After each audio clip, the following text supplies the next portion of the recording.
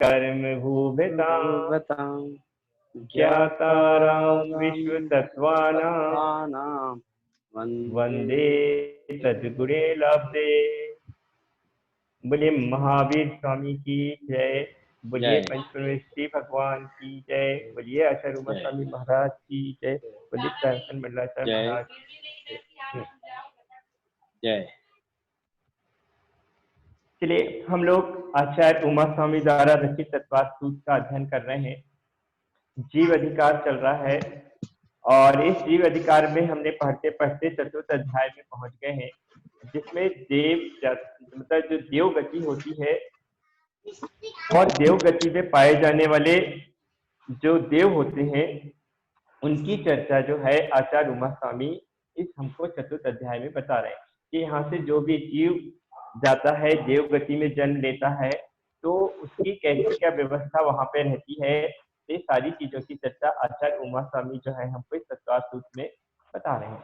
तो हमने वैमानिक देवों का देख लिया था कि कैसे उनके वैमानिक जो देव होते हैं शुरू में 16 स्वर्ग होते हैं, इसके ऊपर 9 ग्रेवेक होते हैं, फिर उसके बाद में अनुदित अनुच्चर सर्वास्तुति आदि जो होते हैं वो सब वैमानिक देवों में। इसके बाद हमने भवनवासी को देख लिया कि जो हमारी चित्रा पृथ्वी के नीचे है ना, जो वहां पे रक्त प्रवाह पृथ्वी है उसमें पंख भाग में और खर भाग में ये लोग रहते हैं। इसके बाद में व्यंतर की चर्चा कर ली, इत्र तत्र मतलब विचरंती इत्र व्यंतना। तो जो व्यंतर जाति के देव होते हैं कहीं पर भी विचरण करते रहते हैं, उनका कोई एक निश्चित स्थान नहीं होता है। तो बस इसी तरीके से हमने पढ़ते पढ़ते आज जो है हम ज्योतिष देवों की चर्चा करने वाले हैं।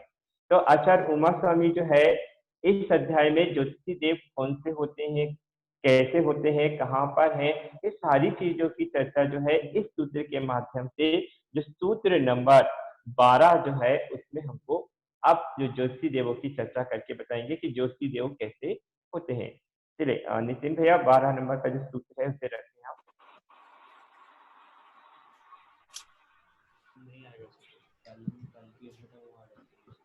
12 नंबर का सूत्र डिलीट हो गया है तो आज से 13 से आएगा। आप 12 मतलब बोल दीजिए। चलिए 12वें नंबर का सूत्र जिसके पास में अगर तत्वार्थ सूत्र आदि है ना, मोबाइल लगा दो चार्ज में, बाद में जी लगा दो रात में चार्जर नहीं, ये अभी खत्म हो जाएगा 15 दिन। हाँ तो मोबाइल से चालू कर लेना। मोबाइल में चालू नहीं होता ना मेरे, चार्जिंग लगा दो में। अरे अनिल भाई हाँ चलिए अपन 12वें नंबर का सूत्र पढ़ते हैं। ज्योतिषिकः सूर्या चंद्रमसो ग्रह नक्षत्र प्रकीर्णक तारकाश्च। जिसके पास में अगर है तो वे उससे पढ़ ले। ज्योतिषिकः सूर्या चंद्रमसो ग्रह नक्षत्र प्रकीर्णक तारकाश्च। ज्योतिषः सूर्या चंद्रमसौ ग्रह नक्षत्र प्रकीर्णक तारकाश्च।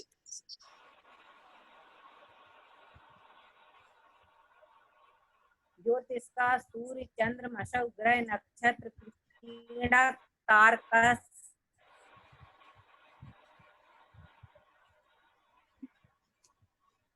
चलिए इस सूत्र को शुरू करते हैं हम।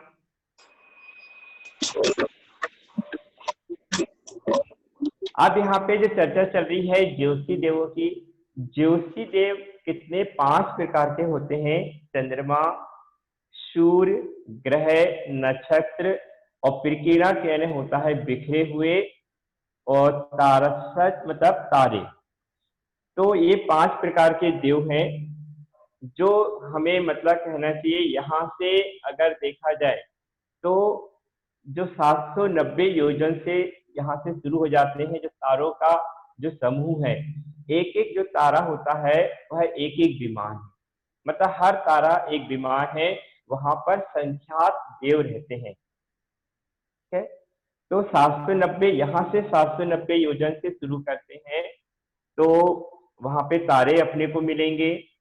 फिर और इसके आगे 10 योजन आगे बढ़ते हैं तो सूर्य है, फिर ऊपर 80 योजन ऊपर और चलते हैं, मतलब 880 योजन ऊपर चलते हैं तो चंद्रमा है। 4 योजन ऊपर चलते हैं तो नक्षत्र है। फिर 3 योजन और ऊपर चलते हैं तो अपने को बृहस्पति मिलेगा, और 3 योजन और ऊपर चलते हैं तो फिर शनि के जो विमान है वह हमको मिलते हैं। मतलब सबसे पास में अगर देखा जाए तो कहना चाहिए कि हमारे पास में ये ही देव है, ज्योति देव ही है जो हमको यहाँ से दिखाई देते हैं। तो यहाँ से मतलब कहना चाहिए 110 योजन के बीच में ही इनका पूरा परिवार होता है।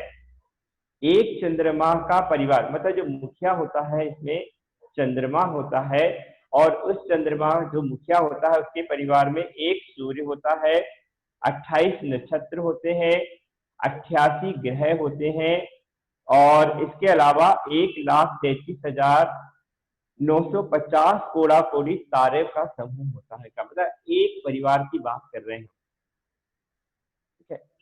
तो जो है ये सारी चीजें बहुत अच्छे से आप ध्यान से सुने, क्योंकि अभी जो प्रश्नोत्तरी भी आप में चल रही है तो उसमें भी ऐसे प्रश्न आ सकते हैं, तो इसलिए बड़े ध्यान से सुने सारी चीजों को कि यहाँ से 790 योजन से ज्योति देवों का विमान शुरू हो जाते हैं।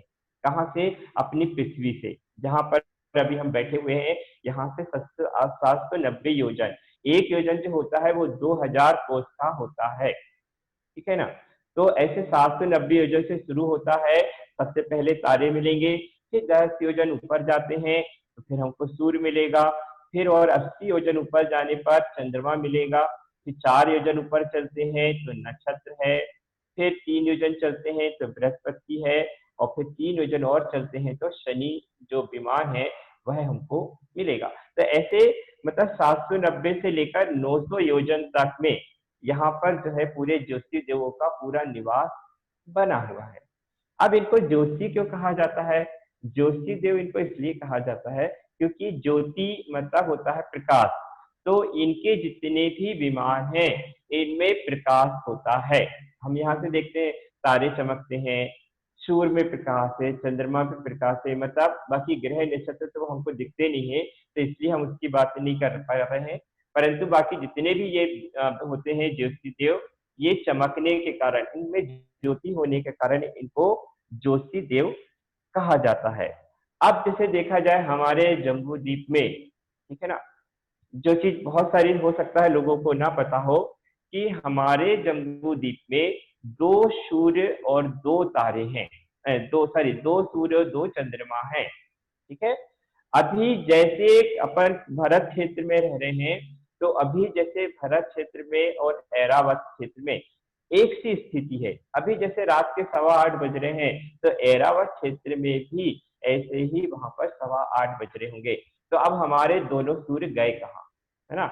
हमने जैसे अभी चर्चा करी कि 2 सूर्य है 2 चंद्रमा है, तो दोनों सूर्य कहाँ गए? तो दोनों सूर्य जो है ना अभी पूरब विधेय क्षेत्र और पश्चिम विधेय क्षेत्र, है ना, तो वहां पर जाकर अभी सवेरे के 8-9 के करीब वहां पे बज रहे होंगे।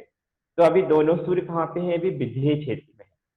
तो यहाँ से जो सूर्य यहाँ से गमन करते हुए जाता है तो वो पश्चिम विधेय क्षेत्र, फिर अगले दिन जो कहना चाहिए कि सवेरे जब होता है तो वो वहां पे कहाँ पे ऐरावत क्षेत्र पहुंच जाता है, फिर वहां से गमन करता है तो पूर्व विधेय क्षेत्र, और फिर दूसरे दिन हमारे मतलब 48 घंटे के बाद जो सूरज गया है वह हमसे 48 घंटे के बाद ही मिलता है। अगर किसी को कुछ भी इसमें शंका जैसे लगे या कुछ समझ में ना आए ना, तो सारी बातें अपनी रख सकते हैं, कोई भी प्रश्न कर सकते हैं, है ना। तो ये सारी चीज आपको समझ में आ रही होगी कि हमारे यहाँ पे जम्बू द्वीप में 2 सूरज हैं और 2 तारे हैं। इसके बाद में जैसे लवण समुद्र आता है, तो लवण समुद्र में 4 सूरज हैं और 4 चंद्रमा है, और इसी के आप तारे ग्रह नक्षत्र मतलब इससे जितने जितने हैं, एक की मैंने चर्चा की थी कि एक चंद्रमा के परिवार में एक सूर्य होता है, एक चंद्रमा होता है, 28 नक्षत्र होते हैं, 88 ग्रह होते हैं, और इसके अलावा जो है तो है 1,33,950 कोड़ा कोड़ी तारे होते हैं, मतलब ये परिवार है सबका। तो इसी तरीके से कालोदधी समुद्र है, इसके बाजू में जो है उसमें 4 सूर्य हैं और 4 चंद्रमा है, है ना। उसके बाद में जो घात की खंड है वहां पे 12 चंद्रमा और 12 सूर्य है, ठीक है। और इसके बाद में जो कालो नदी समुद्र है वहां पे 42 सूर्य 42 चंद्रमा है। और इसके बाद जो पुष्कर द्वीप है वहां पर 72 सूर्य और 72 चंद्रमा है। इसके बाद असंख्यात द्वीप समूह में वहां पर भी ऐसे चंद्रमा और तारे आदि हैं। इसलिए देवों की अगर संख्या ली जाती है चारों देवों में, तो सबसे ज्यादा जो देव होते हैं वो ज्योति देव ही होते हैं। अब फिर मन में प्रश्न उठता होगा हमारे कि जो चंद्रमा होता है या जो सूरज होता है ये हमको, चलिए, तो ये जो हमको दिखाई देता है सूरज और चंद्रमा दिखाई देता है, इसके बारे में बहुत से लोगों को जो भ्रांति होती है वो दूर कर लें कि जो सूरज और चंद्रमा होते हैं ये जैसे नींबू को आप बीच में से काट दीजिए, है ना, तो ऊपर का जो भाग जहाँ पे अपने को वहां पे इसके जो दाने दिखेंगे या रस दिखेगा ना, वो वाला भाग ऊपर रहता है और जो गोल भाग जो रहता है वो हमको दिखाई देता है। ठीक है, आ रहा होगा समझ में। जो ऊपर का भाग है जिसमें अपने को दिखते हैं, तो वहां पर देव देवियां आदि जो ज्योति देव देवियां रहते हैं वो इसमें निवास करते हैं। ठीक है, अब जैसे सूर्य चंद्रमा आदि जो है ये बहुत बड़े बड़े कहना चाहिए बहुत बड़े बड़े इनके जो होते हैं निवास स्थान होते हैं, तो इसमें नीचे जो पृथ्वी समय हमको चलते हुए दिखाई देते हैं ना, तो इसमें जो ज्योति देव जो रहते हैं आभियोग के नाम के, तो वो पृथ्वी में 4,000 एक तरफ 4,000 दूसरे 4,000, मतलब जैसे 4 पहिए होते हैं गाड़ी के, उस तरह से 4,000 एक जो देव होते हैं वो इसको पृथ्वी समय खींचते रहते हैं। क्या बन के खींचते हैं? कोई हाथी रहता है, कोई घोड़ा रहता है, कोई सिंह रहता है, ऐसे ये बन के पृथ्वी समय इन विमानों को खींचते रहते हैं, जिसके कारण हमें सूर्य चंद्रमा आदि जो है हमको चलते हुए दिखाई देते हैं। तो अब इसके बाद में जो चर्चा कर रहे थे कि ऊपर का भाग जो रहता है वहां पे देव निवास करते हैं और हमको नीचे का भाग दिखाई देता है, जैसे गोल नींबू आदि होता है ना, वैसा हमको नीचे का भाग दिखाई देता है। अब फिर मन में प्रश्न आता होगा कि जो सूर्य है उसमें तो इतनी तेज रोशनी है, या उसको हम कहते हैं कि जलता हुआ अंगारा है ये, तो जिसके कारण वहां पे देव आदि कैसे रह सकते हैं, ये मन में प्रश्न उठना स्वाभाविक है। तो क्या होता है, नाम कर्म की एक प्रकृति होती है, हमने देखे होंगे आताप नाम कर्म की प्रकृति। अच्छा, एक चीज और बता दें कि जो सूरज चांद जितने भी है ना, जितने ये विमान आदि हैं, ये सारे के सारे पृथ्वी कायिक है, तो पृथ्वी कायिक से बने होते हैं। और एक आताप नाम कर्म का उदय होता है, जिसमें आताप नाम कर्म का जो होता है, इसमें जो मूल होता है वो ठंडा होता है और उसकी किरणें जो होती है वो गर्म होती है। शायद समझ में आ रही होगी मेरी बात कि जो सूर्य है, जो मतलब ये इसका मूल मतलब जो पूरा की पूरा ठंडा है, और ये आताप नाम का जो होता है मात्र सूर्य भर में पाया जाता है, इसके अलावा इसका कहीं पर भी उदय नहीं रहता है। तो मूल इसका पूरा ठंडा है, जिसके कारण उसमें रहने वाले देवी देवता जितने रहते हैं वो बिल्कुल मतलब सामान्य हमारे जैसे ही वैसे उनका निवास स्थान होता है। कोई गर्मी नहीं होती है, कोई वहां पे ज्वाला अग्नि आदि नहीं होती है। और इसके बाद में जो रोशनी हमको दिखाई देती है, यह जो गरम गरम दिखाई देती है क्योंकि मूल ठंडा है और उसकी जो किरणें हैं वह गर्म होती है। अब इसके बाद में जो चंद्रमा होते हैं, तारे होते हैं, इनमें ये भी सब पृथ्वी का एक है, और इसमें उद्योत नाम कर्म का उदय होता है। नाम प्रकृति का जो रहता है वह उसमें उदय होता है। तो उद्योत नाम कर्म के उदय से क्या होता है, ये मूल भी ठंडा रहता है और इसकी किरणें भी ठंडी रहती हैं। उद्योत नाम कर्म आदि जो है जुगनू आदि में भी पाया जाता है।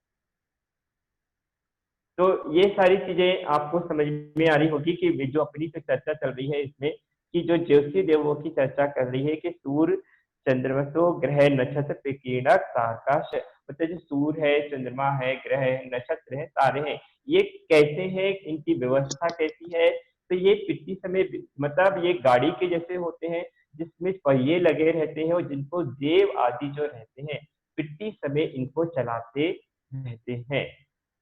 फिर 4000 देव मतलब 16,000 एक एक में होते हैं, फिर उससे कोई छोटा होगा तो उसमें 2000, फिर इससे मतलब ऐसे कम होते चलते हैं, तारों में सबसे एक हजार के करीब होते हैं।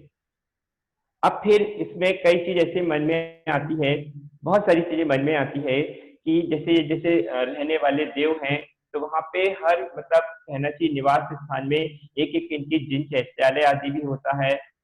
फिर कई बार मन में आता है कि कई जैसे आप लोग कहते हैं कि शनि लग गया है, राहु लग गया है, केतु लग गया है, तो ये सारी चीजें जो है ना, राहु शनि केतु, ये हमको कोई पीड़ा नहीं देते हैं, ये हमारे ही कर्म का उदय रहता है।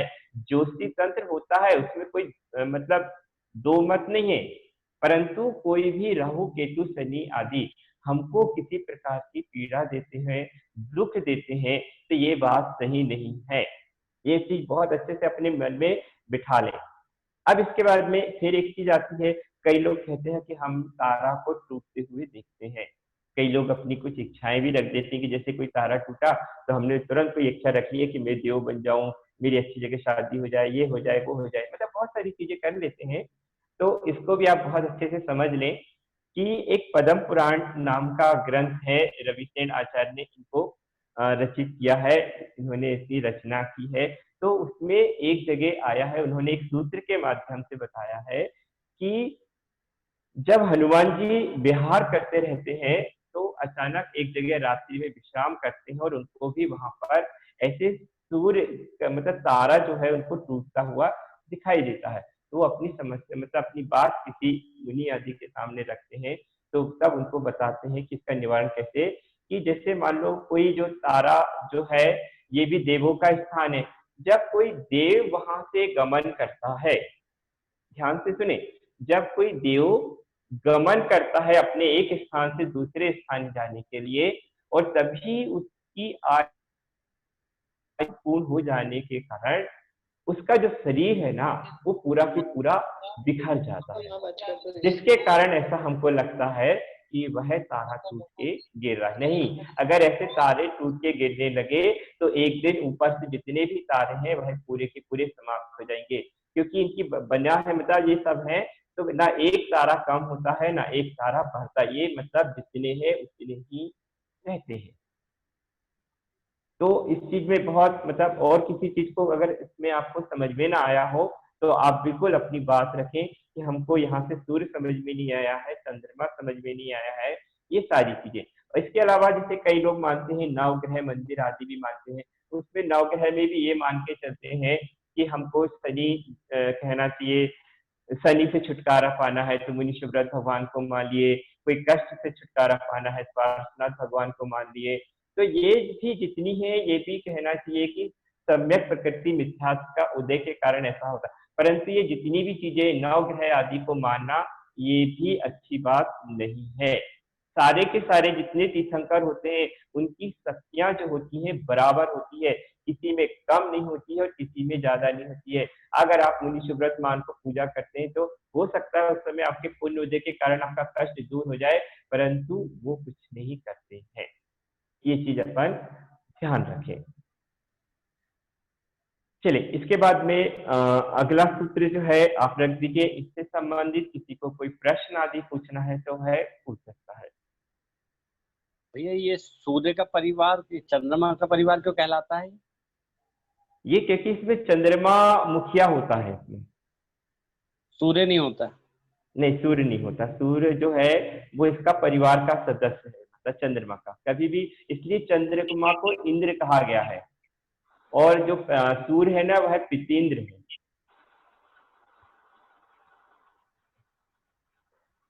चलिए सूत्र नंबर जो 13 है इसे पढ़ते हैं हम।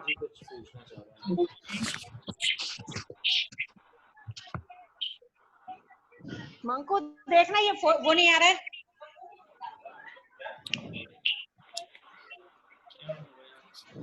मेरु प्रदक्षिणा नित्य गत्योलोके। मेरु प्रदक्षिणा नित्य गत्यो लोके। मेरु प्रदक्षिणा नित्य गतयो लोके।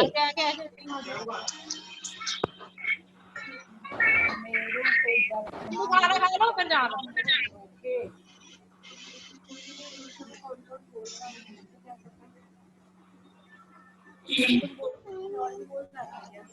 रहने दो। मेरु प्रदक्षिणा नित्य गत्यो नरलोके। मेरु प्रदक्षिणा नित्य गत्यो नरलोके। मेरु प्रदक्षिणा नित्यगतो न लोके।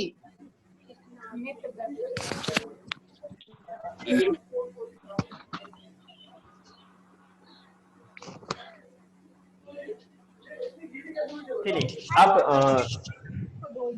आचार्य उमा स्वामी द्वारा रचित है, सूत्र नंबर 13 है ना। मेरु प्रदक्षिणा नित्य गत्यो ने लोके। मतलब अब इसमें जो है आचार्य उमा स्वामी जी है वह हमको ये बता रहे हैं कि जैसे हम सूर्य को देखते हैं, चंद्रमा आदमी को प्रति समय देखते रहते हैं, ये प्रति समय गमन करते रहते हैं। तो एक गमन कर रहे हैं तो किसका कर रहे हैं? तब आचार्य उमा स्वामी ने बताए कि जो हमारे यहाँ पे सुमेरु पर्वत है, सुमेरु पर्वत अपन लोग जानते हैं है ना। तो ये सुमेरु पर्वत है 1,40,000 योजन ऊंचा है और इसके एक बाल बराबर के अंतर से वैमानिक जो देव है वहां से शुरू हो जाते हैं, मतलब वैमानिक जो स्वर्ग है वहां पर है। तो मध्य लोक कितना हुआ हमारा मध्य लोक जो है 1,40,000 योजन का है। जैसे कभी आपसे कोई प्रश्न पूछे तो आपके पास में पता होना चाहिए कि हमारा जो मध्य लोक है वह 1,40,000 योजन का है। मतलब नीचे जो हमारी चित्रा पृथ्वी है वो 1,000 मोटी है, वहां से लेके मतलब जो सुमेरु पर्वत का जड़ गई है नीचे 1,000 नीचे योजन जो गया है वहां से हमारी जो है चित्रा पृथ्वी शुरू हो जाती है। तो अब जो कहना चाहिए सूर्य है, चंद्रमा है, इस सुमेरु पर्वत का प्रति समय प्रदक्षिणा करते रहते हैं, मतलब इसके आसपास ही घूमते रहते हैं। इसके बाहर जो कहना चाहिए कि जो लवण समुद्र है ना, तो ये क्या करते हैं 180 योजन से अंदर से लेके सुमेरु मतलब अपने जम्बू द्वीप के अंदर से लेके 510 योजन बाहर तक इनकी जो है कहना चाहिए गमन करते रहते हैं। अब ये समझ में आ गया है हमको कि एक दो सूरज है, दो चंद्रमा है। तो अभी जैसे हमारे यहाँ पे अंधेरा है तो ऐरावत क्षेत्र में है, अभी सूरज कहाँ पे होगा तो अभी जो सूरज है वह विदेह क्षेत्र में है, और जब वहां पे रात हो जाएगी तो ये दोनों सूरज एक ऐरावत में और एक धरत क्षेत्र पर आ जाते हैं। अब कई के मन में प्रश्न भी उठता है कि जैसे अभी यहाँ से देखा जाए तो जो कहना चाहिए यूके है, अमेरिका है, रूस है, इधर तरफ कहना चाहिए कि दिन है। कई लोग के मन में प्रश्न भी आता है, प्रश्न उठना भी स्वाभाविक है, वहां पे तो दिन है तो फिर ये कैसे चला गया है। तो इसके संबंध में जो कहना चाहिए आगम में बात आई है कि जब मुनि सुब्रत भगवान के समय में इस पृथ्वी पर मतलब जो हमारी पृथ्वी है इस पृथ्वी पर एक कहना चाहिए कि विशेष प्रकार की जो है प्रकृति प्रकोप होता है वह आया था, जिसके कारण यह जो पृथ्वी है हमारी 1 योजन ऊपर उठ गई है, जिसके कारण सूर्य भी हमको जल्दी आता प्रतीत होता है और देर से जाता हुआ भी प्रतीत होता है। इसके कारण ऐसा होता है, मतलब ये जो घटना घटी थी इसके कारण। बाकी अभी जो सूरज है वह विदेह क्षेत्र में पहुंच चुका है और वहां पर सवेरा है। पूरब में भी और पश्चिम में 2 विदेह क्षेत्र हैं, तो दोनों पूरब और पश्चिम में अभी सूर्य है। तो अब ये जो सूर्य है प्रति समय इनके प्रदक्षिणा देते रहता है, किसकी? सुमेरु पर्वत की। ऐसे ही जो कहना चाहिए कि कालोददी समुद्र में तो सूरज चंद्रमा है नहीं है, इसके बाद जो धातकी खंड है वहां पर भी ऐसे सूरज चंद्रमा प्रदक्षिणा दे रहे हैं, और इसके बाद में जो पुष्कर द्वीप है वहां पर भी सूरज और चंद्रमा है ऐसे प्रति समय प्रदक्षिणा देते रहते हैं। मतलब ये रुकते नहीं है, प्रति समय इनका गमनागमन चलते ही रहता है। मतलब यह इस चीज में बता रहे हैं, मतलब सिर्फ मनुष्य लोक में ही गमन करते हैं यह सूर्य और चंद्रमा। चलिए आगे का प्रश्न रखे, आगे का जो सूत्र है वो रखे नितिन भैया। सविता मौसी जी कुछ पूछना चाह रही है, उन्होंने रेज हैंड किया हुआ, मैंने अनम्यूट कर जी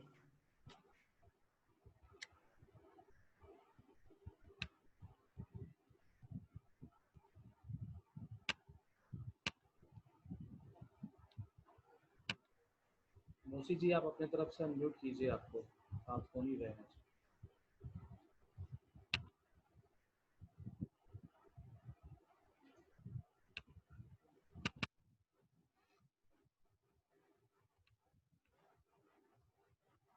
चलिए, हो नहीं रहे, मैं अगला सूत्र रख रहा हूँ। जी, आवाज सही आ रही है ना अभी?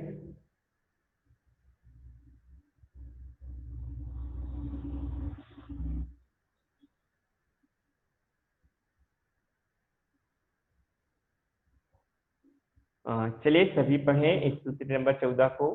तत्कृतः काल विभागः। तत्कृतः काल विभागः। तत्कृतः काल विभागः। तत्कृतः काल विभागः। तत्कृतः काल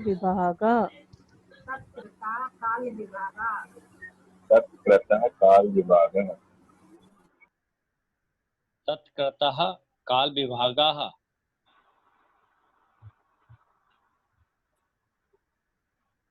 चलिए, आचार्य उमा स्वामी द्वारा रचित है, सूत्र नंबर 14 है।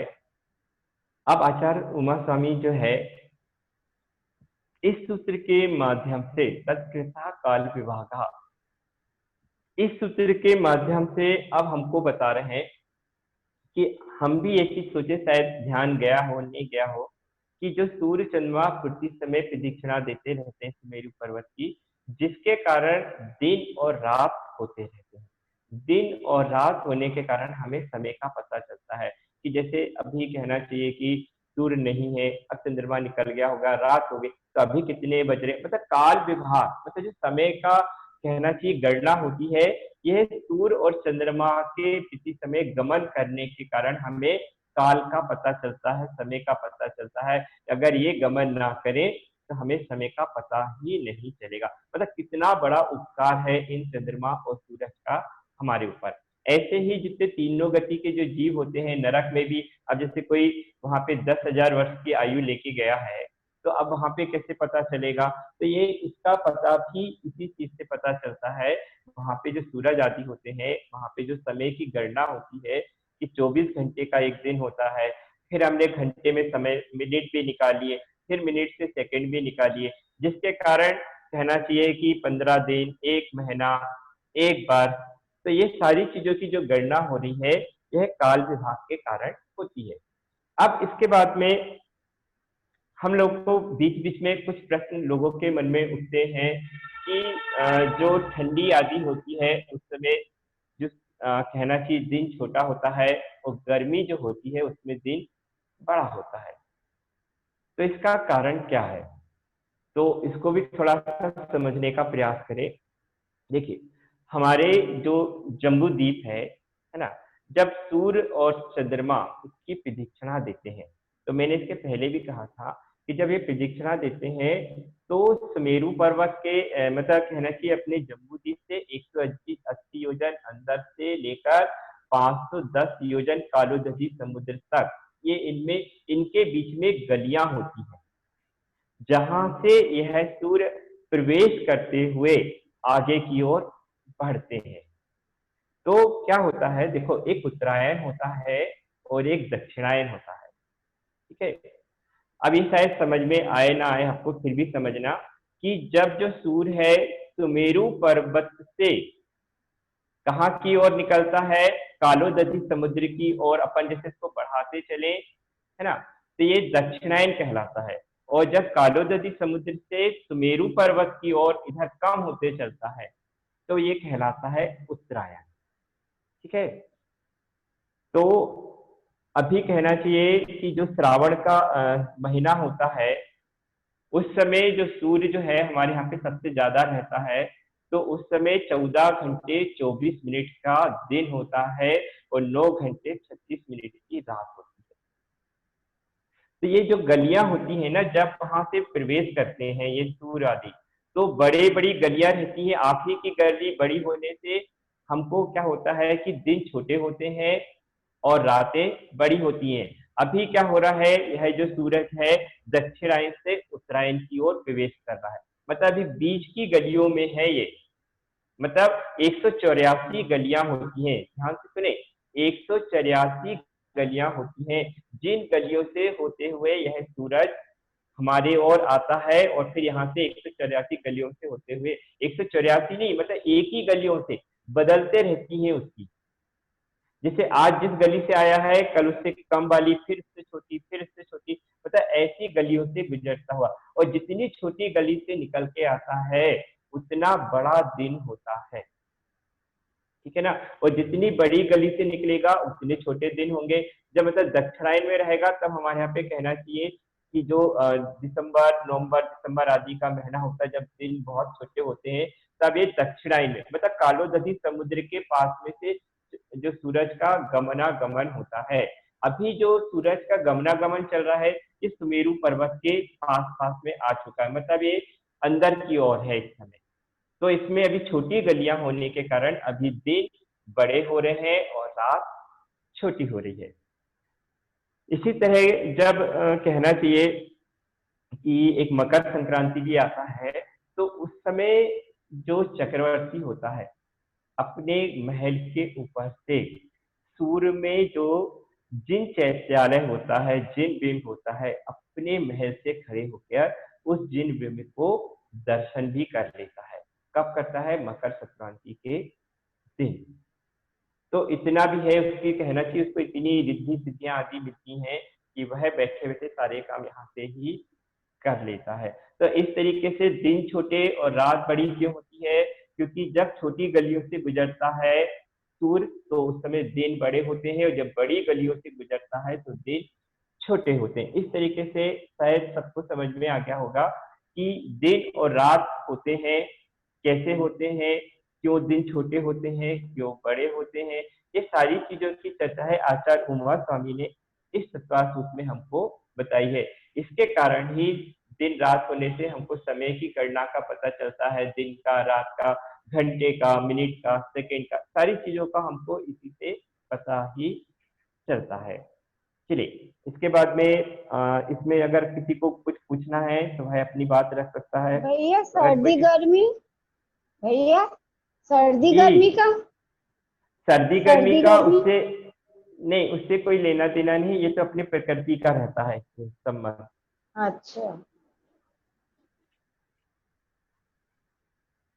जी चलिए अगला सूत्र रखते हैं।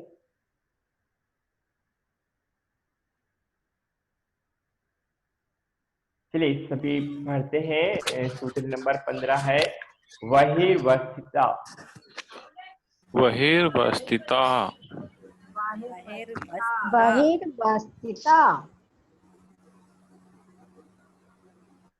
बहिर्वस्थिता,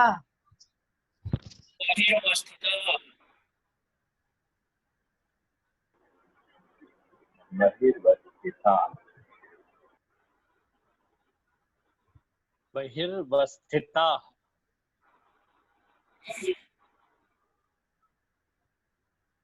वैसे चलिए आचार्य उमा स्वामी द्वारा रचित तत्वसूत्र का सूत्र नंबर 15 है। इसमें जो आचार्य उमा स्वामी है हमको अब बता रहे हैं इस सूत्र के माध्यम से बहिर्वस्थिता मतलब यहाँ से बाहर, मतलब कहाँ से? मनुष्य लोक से बाहर, अढ़ाई दीप से बाहर जो सूरज और चंद्रमा, वहां पे भी असंख्यात सूरज और चंद्रमा वहां पर भी हैं, परंतु वहां पर स्थित है, अवस्थित है, मतलब वहां पर ये गमन नहीं करते हैं। कहाँ पर? मनुष्य लोक के बाहर के सूर्य और जो चंद्रमा आदि होते हैं वह गमन नहीं करते। बहिर मतलब बाहर, अवस्थित मतलब हमेशा एक ही अवस्था में रहते हैं। तो सिर्फ हमारे मध्य लोक के जो सूरज चंद्रमा है यह प्रति समय गमन करते हैं, और गमन करते हैं किसका करते हैं, किसकी प्रदक्षिणा देते हैं? सुमेरु पर्वत की, चाहे वो अपना जम्बू द्वीप हो, चाहे वो धात्री खंड हो, चाहे वह पुष्कर द्वीप हो। वहां पर जो कहना चाहिए सुमेरु पर्वत में जिन चैत्यालय आदि होते हैं और उनके यह मतलब प्रति समय प्रदक्षिणा इनकी ऐसी चलते रहती है। चलिए किसी और किसी को इसमें कुछ प्रश्न पूछना है? यानी भैया जो क्या होते भैया हैं अढ़ाई अढ़ाई दीप के जो बाहर के रहते हैं सूर्य और चंद्रमा, ये प्रदक्षिणा जी नहीं करते, सिर्फ अपने भर तो क्षेत्र के जो रहते हैं ये प्रदक्षिणा करते हैं। हाँ, तो वहाँ किसकी प्रदक्षिणा करेंगे? अपने हाथ से सुमेरु फिर पर्वत है। तो भैया वहाँ दिन फिर रात वो नहीं वहां पे क्या होते? करते हैं? वहां पे आपने नितिन भैया, आपको याद होगा, आपने अभी एक कुछ प्रश्न पूछे थे 50 थे शायद, याद है? हेलो, वो कट रही आवाज, फिर से बोलिए। मैं कह रहा था अभी आपने एक प्रश्नोत्तरी दिए थे मेरे को और आपने किए थे 50 प्रश्नों की थी शायद, हाँ याद है? तो उसमें हाँ याद आया है। था कि कहाँ पर अंधेरा भी है और प्रकाश भी है, तो आपने उसका उत्तर भी ठीक है, पढ़े होंगे ना? ठीक। हाँ कि यहाँ से बाहर कई जगह सूर्य ही सूर्य है, मतलब कहीं प्रकाश ही प्रकाश है, कहीं अंधेरा ही अंधेरे अंधेरा, हैं। मतलब वहां पे अवस्थित रहते, मतलब एक सी अवस्था में रहते हैं, वहां पे गमन नहीं करते। यहाँ पे तो वो मेरु, जैसे इसके पहले देखो ना दिए हैं आचार्य उमा स्वामी ने, मेरु प्रदक्षिणा, है ना? मतलब प्रति समय मेरु पर्वत जो है, जो 5 मेरु है ना, उनकी प्रति समय चंद्रमा और जो सूरज आदि है, यह प्रति समय उनकी प्रदक्षिणा देते रहते हैं। बाहर मेरु पर्वत नहीं होने के कारण वहां पर किसी चीज की प्रदक्षिणा नहीं देते, वहां पे उनका गमनागमन ही नहीं होता है। ठीक है। इसी तरह से राहु और केतु के जो विमान होते हैं ना, जब कभी ये चंद्रमा और सूरज के नीचे आ जाते हैं, तब यह सूर्य ग्रहण और चंद्र ग्रहण आदि होते हैं। क्योंकि बहुत बड़े बड़े विमान होते हैं इनके भी, किसके? राहु केतु शनि आदि जो होते हैं, तो ये इनके भी बहुत बड़े भी, जिसके कारण ये सूर्य के नीचे जब ये गमन करते हैं, ऊपर से सूर्य इनका जब गमन होता है, तो जैसे ही आते हैं तो इसमें सूर्य ग्रहण होता है और चंद्र ग्रहण होता है। हाँ भैया, जी जो अढ़ाई द्वीप के बाहर है तो वहां पे क्या विद्याधर वगैरह रह सकते हैं या रहते हैं? नहीं, वहां पे मनुष्य कोई रह ही नहीं सकता। वहां पे से व्यंतर जाति आदि के जो देव वगैरह रहते हैं ना, वो रह सकते हैं, या फिर जो कहना चाहिए वैमानिक देव हैं, ये घूमने फिरने के हिसाब से, क्योंकि 9वें और 11वें द्वीप में भी रुचकर और पुष्कर नाम के 2 पर्वत हैं। वहां पे मतलब चारों दिशाओं में आकृतिम चैत्यालय हैं, तो वहां पे उनकी वंदना करने जाते हैं। या फिर न जो नंदीश्वर द्वीप है ना, वहां पर वह कहना चाहिए कि वंदना करने आदि जाते हैं। अच्छा। वहां पे बाकी जो मनुष्य है अढ़ाई द्वीप के बाहर, जो विद्याधर होते हैं ना, इनकी गिनती भी मनुष्य में ही होती है। इस अढ़ाई द्वीप के बाहर कोई भी विद्याधर या मनुष्य जा ही नहीं सकता है। इसका एक बहुत अच्छा पहले मैंने सुनाया था, एक मतलब जो सुनने में आया था एक आगम में, कि एक विद्याधर था, उसने अपनी पत्नी से कहा कि मैं बाहर जो है नंदीश्वर द्वीप है, वहां की मैं चैत्यालयों की वंदना करने जा रहा हूँ और मैं वही लौट के आऊंगा, फिर पर मैं जा सकता हूँ। तो उसकी पत्नी ने कही कि भाई इस अढ़ाई द्वीप के बाहर तो आप जा ही नहीं सकते हैं, फिर आप एक कैसी बातें कर रहे हैं? तो उस विद्याधर ने कहा नहीं, मेरे पास शक्ति है कि मैं जा सकता हूँ। वो माने ही नहीं विद्याधर, और वो यहाँ से निकल गया। और जैसे ही वह कहना चाहिए कि जो मानुस्तर पर्वत होता है वह उससे टकराया और उस विद्याधर की मृत्यु हो गई। अब चूंकि वह अच्छे भाव से जा रहा था, नंदीश्वर द्वीप की वंदना करने आदि जा रहा था, इसलिए वह जो है मरकर देव बन गया। देव बनने के बाद उसे तुरंत अपने अवधि ज्ञान से पता लगाया आपने कि भाई मुझे ऐसे अचानक इसमें देव आया हूँ, तो मैं कहाँ से आया हूँ, कैसे आया हूँ? तो उसे तुरंत उस चीज का ज्ञान हो गया कि मैं तो नंदीश्वर द्वीप की प्रतीक्षा करने जा रहा था, अपनी पत्नी को बोल के निकला था कि मैं यहाँ प्रदक्षिणा करने जा रहा हूँ, और फिर यहाँ पे मैं जो कहना चाहिए मानुस्तर पर्वत से टकरा कर मेरी मृत्यु हो गई। तो उसने क्या किया, अपने आप को एक मनुष्य का रूप बनाया, वापस अपने घर पहुंच गया। घर पहुंचने के बाद में अपनी पत्नी से कहता है कि देखो मैं तो नंदीश्वर द्वीप की प्रदक्षिणा देख के आ गया हूँ, मैं वहां की पूजा पाठ वंदना आदि करके आ चुका हूँ। तो उसकी पत्नी कहती कि हो ही नहीं सकता, अगर आप उसके बाहर गए होंगे तो फिर आप मनुष्य तो है ही नहीं। जब उस चीज को वो भी स्वीकार कर लेता है और कहता है कि हाँ तुमने सही कहा था, मेरी मृत्यु हो गई है और अब मैं देव बन गया हूँ। इस तरीके से मतलब ये जो बातें हैं अपने को सच प्रतीत होती है, जो हमको मिलता है आगम में सुनने को। जी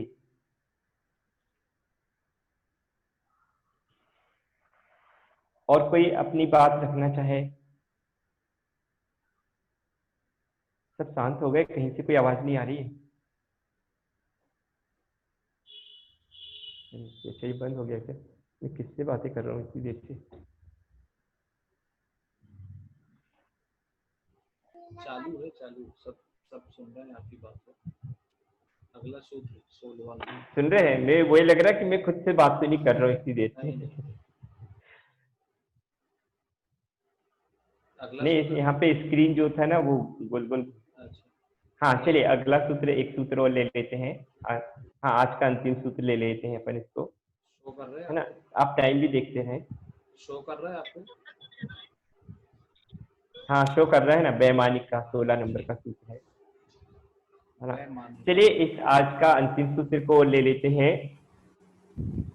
16 नंबर का सूत्र है वैमानिका। वैमानिकः। वैमानिकः। वैमानिकः।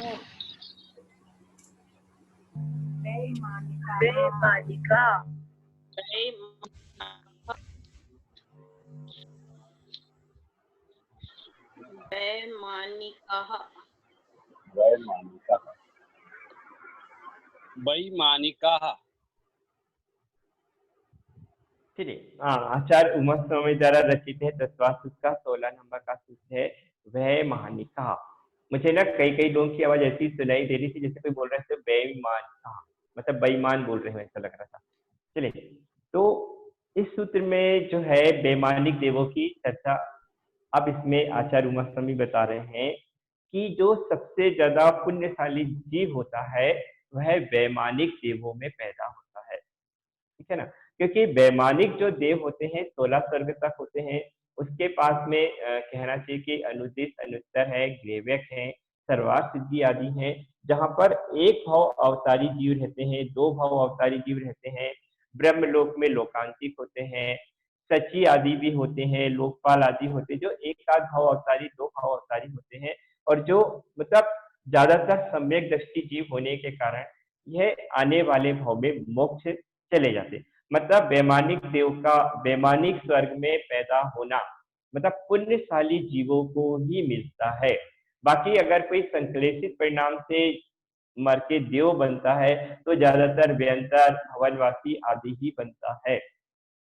अगर किसी को वैमानिक देव बनना है और ऐसा लगता है कि नहीं, ये स्वर्ग बहुत अच्छा है, यहाँ हम सम्यक दर्शन के साथ भी रह सकते हैं, क्योंकि सम्यक दर्शन जो रहता है वह कहना चाहिए कि देवों में भी जाकर हो जाता है, चाहे वो व्यंतर हो, चाहे ज्योति हो, चाहे भवनवासी हो, चाहे वहां पर भी जो कहना चाहिए सम्यक दर्शन के उनको उपाय मिलते हैं, वहां पे भी कारण मिलते हैं, वहां पर भी ये सारे के सारे जीव सम्यक दर्शन को प्राप्त कर सकता है, ठीक है ना?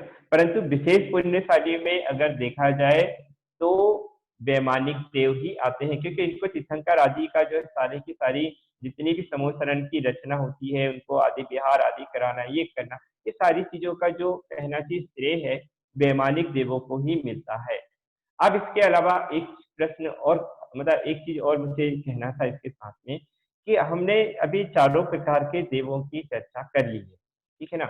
हमने ज्योति देव भी हो गए, भवनवासी, व्यंतर और वैमानिक देव भी जो है थोड़ा बहुत पढ़ चुके हैं। अब प्रश्न ये उठता है कि जितने भी प्रकार के देव होते हैं इनका जो होता है पहले गुण स्थान से लेके चौथा गुण स्थान होता है, इससे ज्यादा नहीं होता है।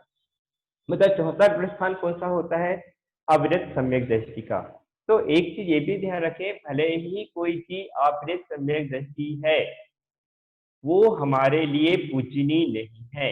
कोई भी देवी देवता किसी भी, चाहे भवनवासी हो चाहे कोई भी हो, वो हमेशा असंयमी ही रहते हैं। उनका जो गुण स्थान होता है चौथा ही होता है, वह किसी भी प्रकार से पूजनीय नहीं है।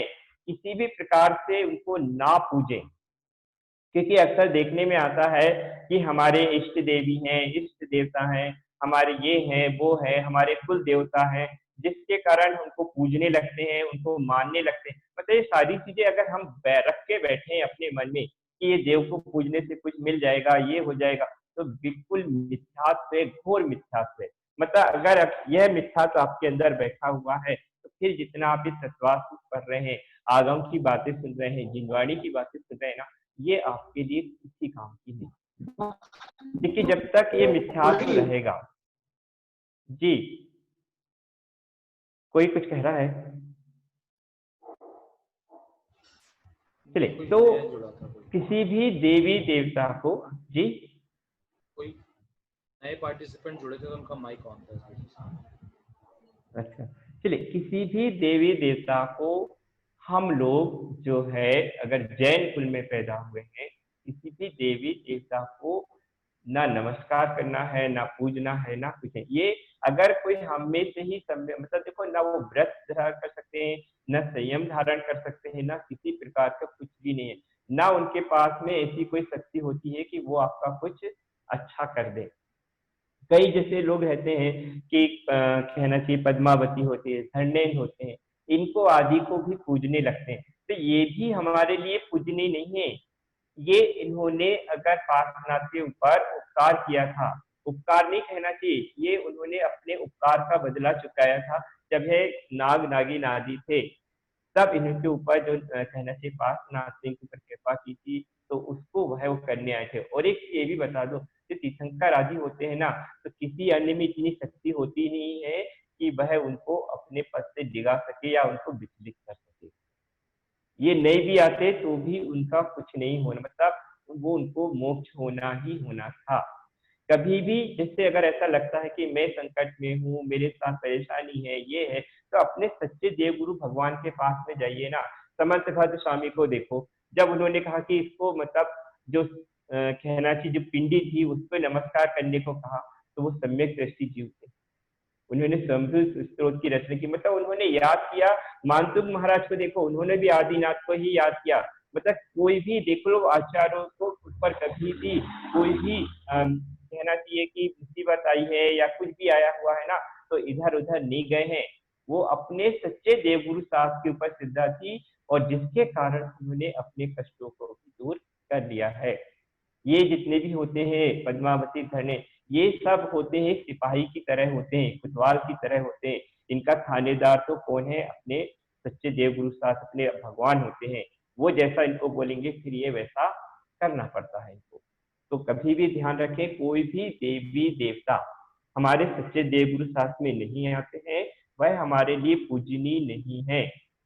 अभी कोई बड़ा से बड़ा भी कहना चाहिए, जैसे आने वाले भाव में जैसे कोई तीर्थंकर भी है, वो अगर सर्वार्थ सिद्धि में है तो भी अभी हमारे लिए पूजनीय नहीं है, क्योंकि वह इस समय असहनीय है। कोई भी मतलब ये मान के चलें कि कोई जैसे तिरंच आदि भी जैसे कहते हैं ना पंचम गुरु स्थान को पा लेता है, या कोई प्रतिमा आदि को धारण कर लेता है, तो वो प्रतिमाधारी व्यक्ति भी सर्वार्थ सिद्धि में रहने वाले देवों से बढ़कर उसकी बात से जाती है, मतलब वो बड़ा हो जाता है उससे।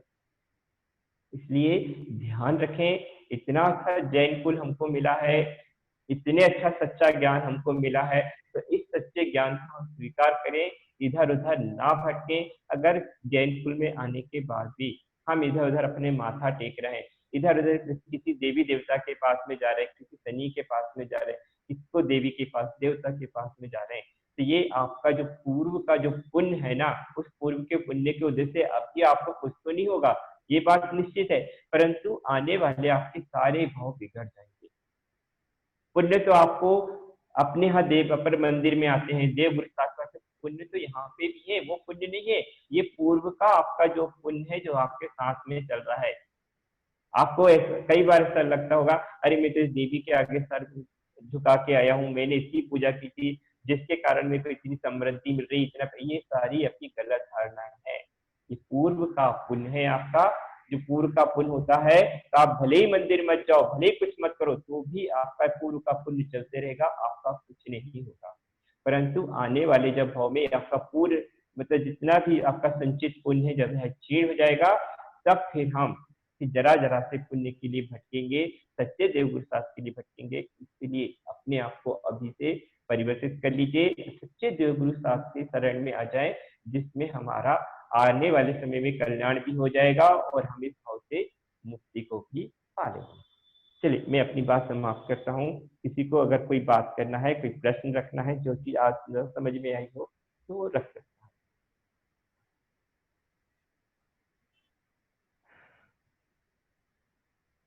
नितिन भैया, निक्की भैया। जी अभी किसी सुदामा जी कुछ पूछना चाह रहा हूँ। जी